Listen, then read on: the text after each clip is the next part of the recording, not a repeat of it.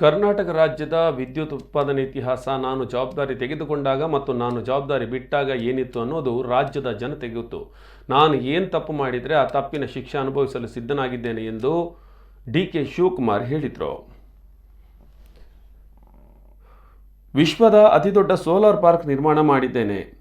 ಇದರಲ್ಲಿ 0.1 ಏನಾದರೂ ಹೆಚ್ಚು ಕಮ್ಮಿ ಮಾಡಿದರೆ ಅದರಲ್ಲಿ ನಾನು ಹೊಣೆ ಹೊತ್ತುಕೊಳ್ಳಲು ಬದ್ಧನಾಗಿದ್ದೇನೆ. ಮಾಜಿ ಇಂಧನ ಸಚಿವ ಡಿ.ಕೆ. ಶಿವಕುಮಾರ್ ಹೇಳಿದರು. ಉಪ್ಪುಂದ ದುರ್ಗಾಪರಮೇಶ್ವರಿ ದೇವಸ್ಥಾನದ ಕಾರ್ಯಕ್ರಮದಲ್ಲಿ ಭಾಗವಹಿಸಿದ ಸಂದರ್ಭ ಮಾಧ್ಯಮದೊಂದಿಗೆ ಮಾತನಾಡ್ತಾ ಇದ್ರು.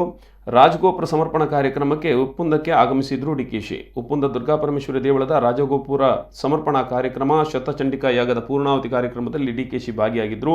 ಉದ್ಯಮಿ ಯು.ಬಿ. ಶೆಟ್ಟಿಯವರ ಕುಟುಂಬಿಕರು ನಡೆಸುವಂಥ ಕಾರ್ಯಕ್ರಮದಲ್ಲಿ ಭಾಗಿಯಾದಂಥ ಡಿ.ಕೆ. ಶಿವಕುಮಾರ್ ಅವರಿಗೆ ಪೂರ್ಣಕುಂಭ ಸ್ವಾಗತ ನೀಡಲಾಯಿತು.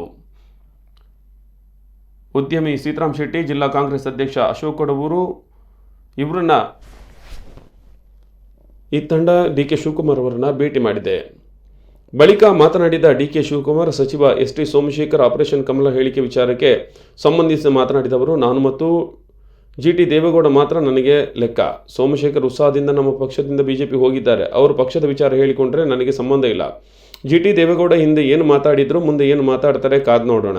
ಜಿ.ಟಿ. ದೇವೇಗೌಡ ಕುಟುಂಬದಲ್ಲಿ ಈಗಷ್ಟೇ ಅನ್ಯಾಯ ಆಗಿದೆ. ಧೈರ್ಯ ತುಂಬೋ ಕೆಲಸ ಮಾಡಬೇಕಾಗಿದೆ. ರಾಜಕಾರಣ ಸದ್ಯಕ್ಕೆ ಬೇಡ. ಪಾವಗಡ ಸೋಲಾರ್ ಹಗರಣ ಆರೋಪ ವಿಚಾರಕ್ಕೆ ಸಂಬಂಧಿಸಿ ಮಾತನಾಡಿದವರು, ಆರೋಪದ ಕುರಿತು ಕಾದು ನೋಡೋಣ. ಪಾವಗಡ ಆದರೂ ತೋರಿಸಲಿ, ಏನು ಬೇಕಾದರೂ ತೋರಿಸಲಿ, ಯಾವ ತನಿಖೆ ಬೇಕಾದರೂ ಮಾಡಲಿ. ತಪ್ಪು ಮಾಡಿದರೆ ಕತ್ತು ಕೊಡೋಕ್ಕೂ ನಾನು ಸಿದ್ಧನಾಗಿದ್ದೇನೆ ಎಂದು ಹೇಳಿದರು. ಮಾತಾಡಿದ್ರು, ಮುಂದೆ ಏನು ಮಾತಾಡ್ತಾರೆ ಅವೆಲ್ಲ ಕಾದು ನೋಡೋಣ. ಈಗ ತಾನೇ ಪಾಪ ಅವರ ಕುಟುಂಬದಲ್ಲಿ ಒಂದು ದೊಡ್ಡ ಅನ್ಯಾಯ ಆಗಿದೆ. ಅದನ್ನು ನಾನು ಮಾತಾಡಿದೆ. ಹತ್ರ ಧೈರ್ಯ ತುಂಬುವಂಥ ಕೆಲಸ ನಾವು ಮಾಡಬೇಕು. ರಾಜಕಾರಣ ಈಗ ಸದ್ಯಕ್ಕೆ ಬೇಡ. ಇನ್ನೊಂದು ಸರ್, ಮುಖ್ಯವಾಗಿ ಪಾವಗಡ ಪಾರ್ಕ್ ಇದು ಸೋಲಾರ್ ಹಗರಣ ಅಂತ ಆಗಿದೆ ಅಂತ ಹೇಳ್ತಾರೆ. ಸುನಿಲ್ ಕುಮಾರ್ ಅವರು ಡಾಕ್ಯುಮೆಂಟ್ ವರ್ಕ್ ಮಾಡ್ತಿದ್ದೇವೆ, ಆಪ್ತರಿಗೆ ಸೋಲಾರ್ ವಿತರಣೆಯಲ್ಲಿ ರೂಲ್ಸನ್ನು ಬ್ರೇಕ್ ಮಾಡಿದ್ದೀರಿ ಅಂತೇಳಿ ಅವರು ಆರೋಪ ಮಾಡ್ತಿರುವಂಥದ್ದು ಏನು ಹೇಳ್ತೀರಿ ಸರ್? ಪಾವಗಡ ನೋಡಪ್ಪ, ನನಗೇನು ಗೊತ್ತಿಲ್ಲ. ಅವ್ರು ಏನು ಆರೋಪ ಮಾಡಿದ್ದಾರೆ ಕಾದು ನೋಡೋಣ. ಜನ ವಲಸೆ ಹೋಗ್ತಾ ಇದ್ದಾರೆ ಬೆಂಗಳೂರಿಗೆ, ದುಬೈಗೆ, ನಮ್ಮ ಸೌದಿಗೆ,